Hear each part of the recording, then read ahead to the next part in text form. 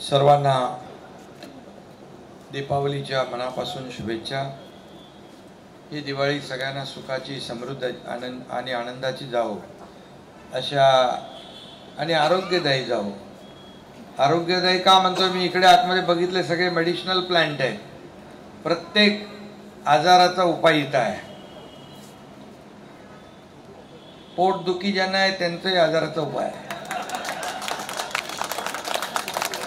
तुमच्याबद्दल नाही, तुमच्याकडे नाही पोटदुखी, ज्यांना आहे त्यांच्यासाठी। राजमाता जिजाऊ उद्यान ऑक्सिजन पार्क चं लोकार्पण आज या ठिकाणी झालेलं आहे।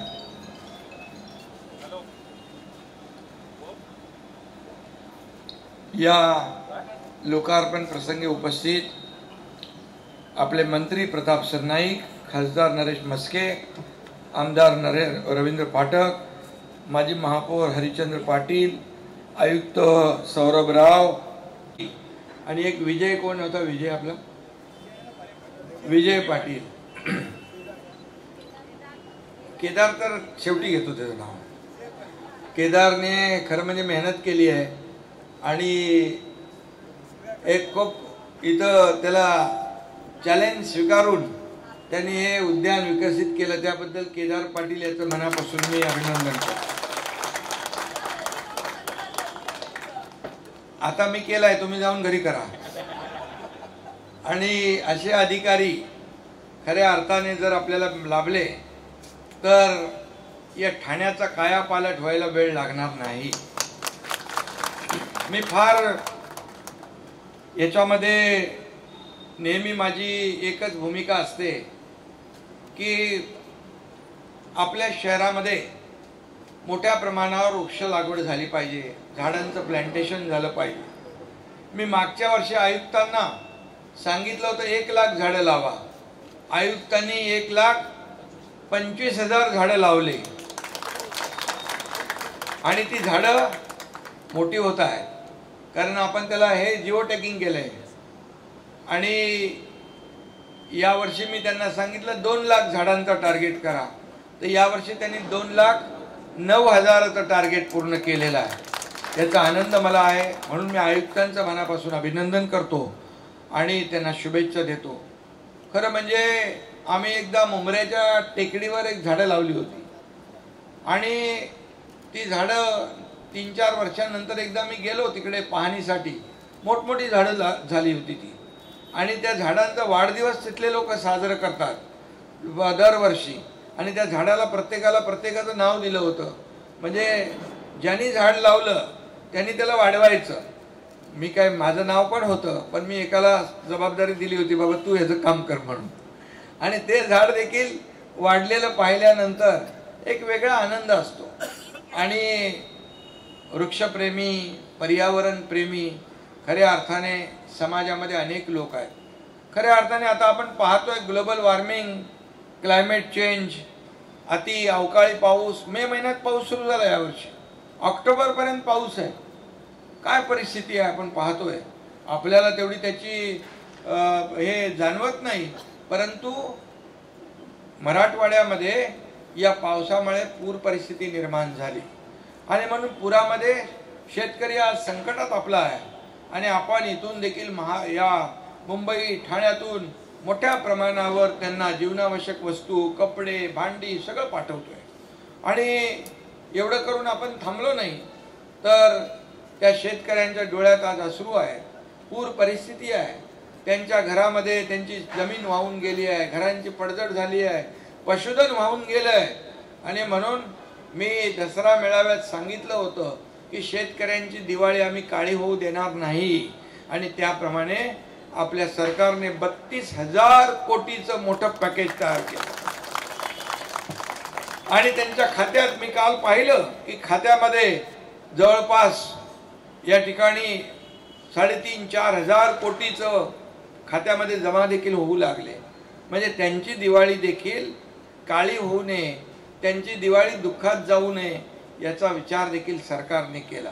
आणि त्याचबरोबर आपल्या कार्यकर्त्यांनी देखील जीवनावश्यक वस्तूंचे किट पाठवले, भांडी पाठवली, तिथले घराची साफसफाई केली, माती साफ केली, चिखल साफ केला, सगळं केलं. त्यांना तिथे आरोग्य व्यवस्था आपण पाठवली. त्या ठिकाणी वैद्यकीय पथकं, डॉक्टर गेले, कारण साथीचे आजार पसरू नये म्हणून स्वच्छता मोहीम घेतली. आणि आज प्रताप सरनाईक यांनी तिथल्या शेतकऱ्यांच्या गायी गुरं वाहून गेली, मरून गेली, यासाठी 101 दूध देणाऱ्या गायी शेतकऱ्यांना देण्याचा निर्णय घेतला. याच्यामध्ये आणखी वाढ होईल. सरकार सरकारचं काम करेलच. सरकार कुठेही मागे राहणार नाही. शेतकऱ्यांना मदत देताना हात आकडता घेणार नाही. कारण मी जेव्हा मुख्यमंत्री होतो तेव्हा शेतकरी सन्मान योजना असेल, पीक विमा योजना असेल, अनेक योजना आम्ही सुरू केल्या, त्या आज सुरू आहे. आणि म्हणून शेतकरी आपला अन्नदाता आहे. भारत हा शेतीप्रधान देश आहे. महाराष्ट्र शेतीप्रधान राज्य आहे. शेतकरी आपला प्रमुख घटक आहे. आणि म्हणून आपण नेहमी म्हणतो जय जवान जय किसान. आणि म्हणूनच हा शेतकरी जेव्हा संकटात आहे तेव्हा आपण सगळ्यांनी त्याच्या मागे उभं राहिलं पाहिजे. अशा प्रकारची भूमिका आपण घेतली आणि त्यांना मोठा दिलासा देण्याचं काम केलेलं आहे. आज या ठिकाणी आपण पाहतोय की अनेक जे औषधी वनस्पती आहेत, मी आता आनंद पाटील आणि आपला केदार आणि इतर लोकांना मगाशी, ते काय त्यांचं नाव, ते नाही, ते डॉक्टर राहुल दुर्गुडे यांना या ना वरती, यांना खूप माहिती. इथे काय दहचा मा करायला वेळ लागत नाही. आणि एक एक पान काढलं आणि त्याची चव चाखायला दिली. ताबडतोब एक पान खाल्लं तर शुगर कमी होते, डायबिटीज कमी होते. या ठिकाणी मूत्रपिंडाचा आजार असेल, किडनीचा, त्याच्यावर आजार आहे, उपाय आहे. आणखी काय काय दाखवलं, कॅन्सरवर देखील आजारावर उपाय आहे. असे अनेक जे काय आजार आहेत दुर्धर, त्यासाठी देखील इथं या ठिकाणी हे एक प्रकारचं ऑक्सिजन पार्क तर झालंच आहे, पण विविध आजारांवर उपचार करणारं हे मोठा दवाखाना आहे, दवाखाना. आणि म्हणून इथं आल्यानंतर जे काही वातावरण आपण पाहतो, बाहेरचं थोडं हिट बघा आणि या गार्डनमध्ये आतमध्ये या, तुम्हाला जर लगेच फरक जाणवेल. आणि ताबडतोब टेम्परेचर कमी येईल. आणि वडाची झाडं 70-70, 100-100 वर्षापूर्वीची आहे. या वडातून किती मोठा ऑक्सिजन मिळतोय आपल्याला. आणि म्हणून खऱ्या अर्थाने या ठिकाणी फेरफटका मारला. 500 मीटरचा आपला ट्रेल बनवला आहे नॅचरल. या ठिकाणी आपण आल्यानंतर खूप लोकांना याच्यामध्ये शारीरिक जे काही आजार असतील ते नुसत्या या ऑक्सिजन पार्कमध्ये फिरल्यामुळे दूर होऊ शकतील, अशा प्रकारचं नियोजन इथं केलेलं आहे. आणि ऑक्सिजन देणारे वडाचं, पिंपळाचं झाड आहे. बांबू देखील आपण लावलेले आहे. बांबू किती आहे? 500 बांबू नाही, जास्ती लागतील बांबू अजून. कारण बांबू देखील ऑक्सिजन ऑक्सिजन देणारा बांबू आहे. अदरवाईज काय घेऊ नका तुम्ही. त्यामुळे बांबू तर सगळीकडेच लागतो. आणि काही लोक मस्ती करतात, त्यांना देखील थोडा बांबू आपल्याला तोही वापरायला लागतो. पण सगळ्यात महत्त्वाचं म्हणजे बांबू, या बांबूला आपण, मोदी साहेबांनी बांबू हे बास नाही, बांबू हे घास आहे असं म्हटल्यानंतर त्यातल्या सगळ्या अटी शर्ती निघून गेल्या. आता काही परवानग्या बांबूला लागत नाही. आणि बांबू पासून एवढे मोठे बाय प्रॉडक्ट होतात. आता आपण रत्नागिरीचं एअरपोर्ट जे आहे हे बांबूचं करतोय. बांबूवर रत्नागिरीचं एअरपोर्ट करतोय. बँगलोरचं एअरपोर्ट बांबूमुळे झालेलं आहे, बांबूवर झालेलं आहे. आणि म्हणून या बांबू मोठ्या प्रमाणावर लागवड या महाराष्ट्रामध्ये करतोय आपण. त्याला मोठे सबसिडी देतोय. बांबूमुळे इथेनॉल तयार होतं. बांबूमुळे ऑक्सिजन ज्यादा येतं, कार्बन डायऑक्साईड ज्यादा ऑब्झर्व करतो आपण. आणि या ठिकाणी आता आम्ही परवाच सरकारने बांबूला उद्योगाचा दर्जा दिलेला आहे, उद्योगाचा, इंडस्ट्रीचा. आणि त्यामुळे हे बाय प्रॉडक्ट जे आहे याच्यामध्ये आपल्याला मोठ्या प्रमाणावर करता येतील. आयुक्त महोदय, म्हणून आपण तिकडे बांबू लागवड केली होती वरती रामनगरला. वेगवेगळ्या प्रकारचे बांबू पाहिले आपण. एक मला केदारने दाखवला, कुठे गेला केदार, तो मोठा 25 फुटाचा बांबू होता, भीम बांबू, भीमा बांबू. त्याचा एक बांबू इन्शुरन्स निघाल्यासारखा आहे. म्हणजे अशा प्रकारचं आपण लोकांना प्रमोट केलं पाहिजे. मी या लोकांना सांगितलंय, आमच्या गावाकडे या, आपण गट शेती करू, शेतकऱ्यांना एकत्र घेऊ आणि अशा प्रकारचे मेडिसिनल प्लांट लावू, लागवड करू, त्याचं प्रोसेसिंग तिकडेच करू आणि त्या ठिकाणी फिनिश प्रॉडक्ट पण काढू, जेणेकरून ताबडतोब लोकांना मोठा दिलासा मिळेल. आणि म्हणून पर्यावरण आपलं राखलंच पाहिजे आपण.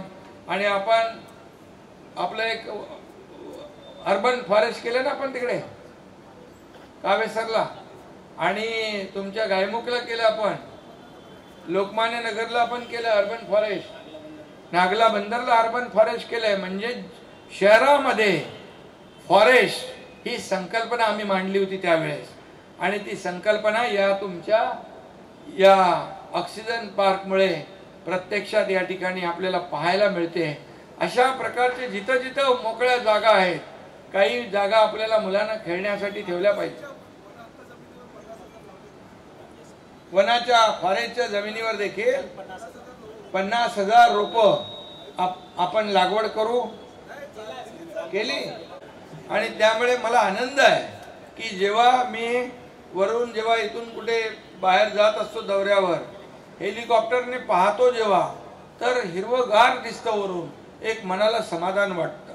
बाजूला येऊरचा डोंगर आहे, आपल्याकडे तलावांचं शहर आहे, आपण तलाव पुनर्जीवित करतोय. कारण ही ठाणे तलावाची ओळख, तलावाचं शहर आहे, तलाव ही ठाण्याची ओळख आहे. आणि म्हणून तुम्हाला मी आठवण सांगतो की आम्ही जोगीला मार्केटच्या बाजूला जे तलाव होतं, ते तलाव लोकांनी बुजवून टाकलं होतं. त्याच्यावर 250-300 झोपड्या बांधल्या होत्या, पण आम्ही त्या 250-300 लोकांना तिथून काढलं, त्यांचं पुनर्वसन केलं आणि पुन्हा तो तलाव जसा आहे तसा आम्ही तयार केला. हे देशातलं, जगातलं पहिलं उदाहरण असेल. आणि म्हणून तलावाचं संवर्धन देखील आपण करतोय. एकदा तर आनंद दिघे साहेब असताना मासुंदा तलाव गाळाने, मातीने, चिखलाने भरला होता आणि सगळं पाणी काढलं.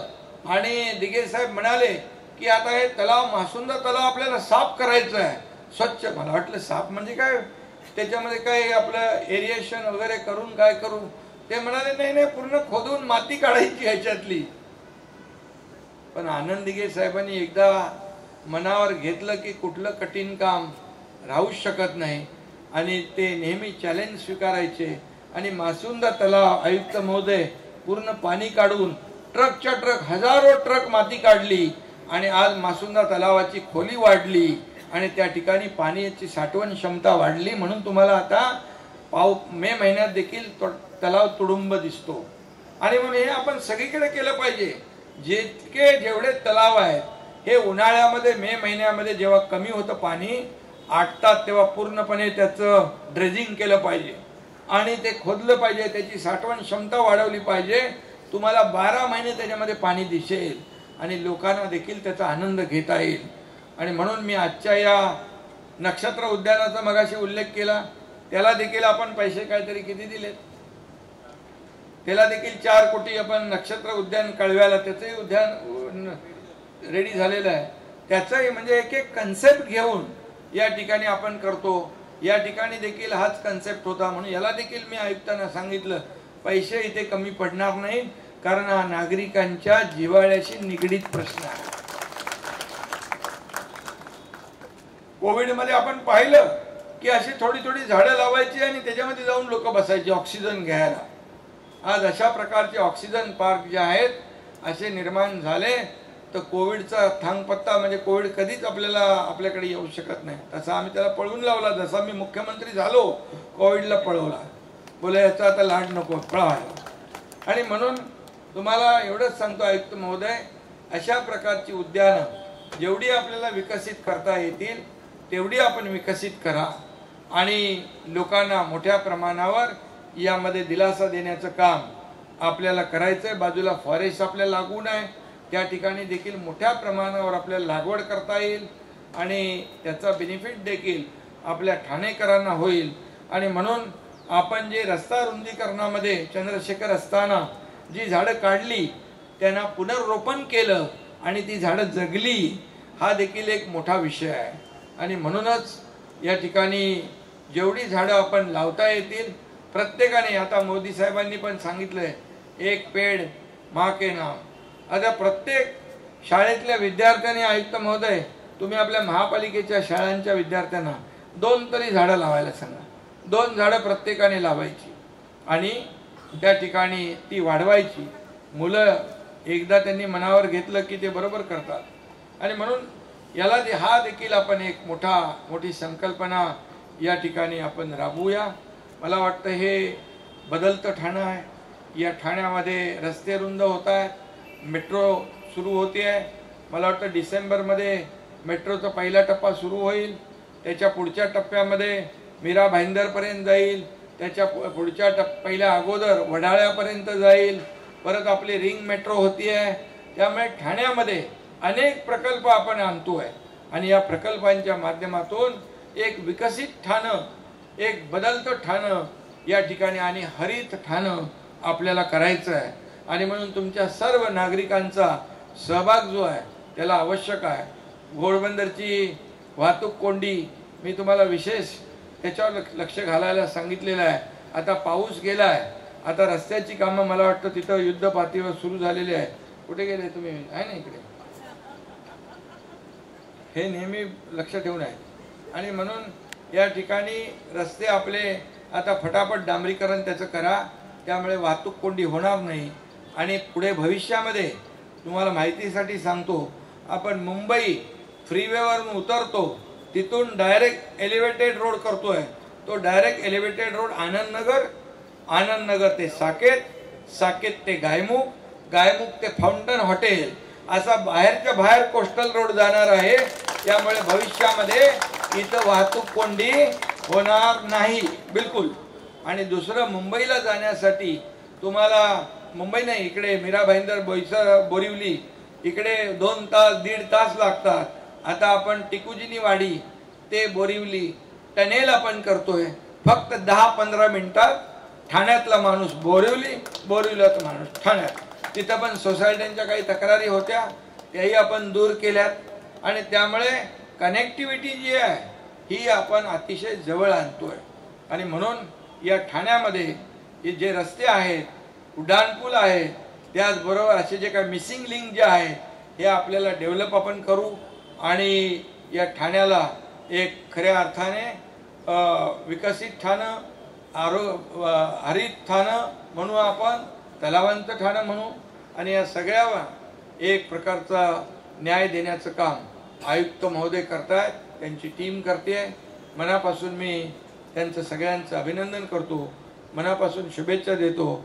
उशिरापर्यंत तुम्हाला थांबायला लागलं त्याबद्दल दिलगिरी व्यक्त करतो। पुन्हा एकदा दिवाळीच्या खूप खूप शुभेच्छा। धन्यवाद। जय हिंद, जय महाराष्ट्र।